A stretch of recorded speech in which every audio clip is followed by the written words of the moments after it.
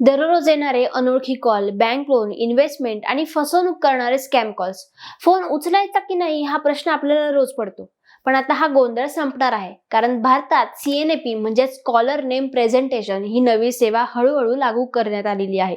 CNAP म्हणजेच collar name presentation म्हणजेच TRI म्हणजेच टेलिकॉम रेग्युलेटरी ऑथॉरिटी ऑफ इंडियाच्या निर्देशानुसार ही सेवा टेलिकॉम कंपन्यांकडून लागू केली जात आहे.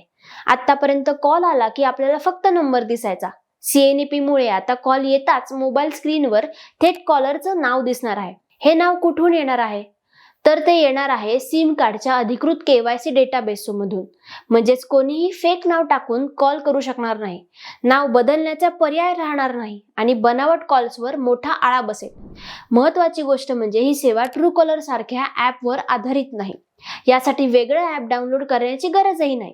ही थेट टेलिकॉम कंपनीच्या डेटाबेसवर चालणार आहे. CNAP मुळे फोन वापरकर्त्यांचा विश्वास वाढेल आणि डिजिटल सुरक्षेला बळ मिळेल आणि टेलिकॉम क्षेत्रामध्ये पारदर्शकता येईल. ही फक्त तांत्रिक सुधारणा नाही, तर डिजिटल सेफ्टीसाठीचा धोरणात्मक निर्णय आहे.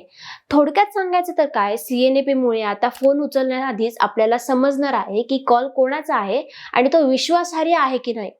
अनोळखी नंबरची भीती कमी होणार आहे आणि फसवणूक करण्यासाठी दरवाजे बंद होणार आहेत.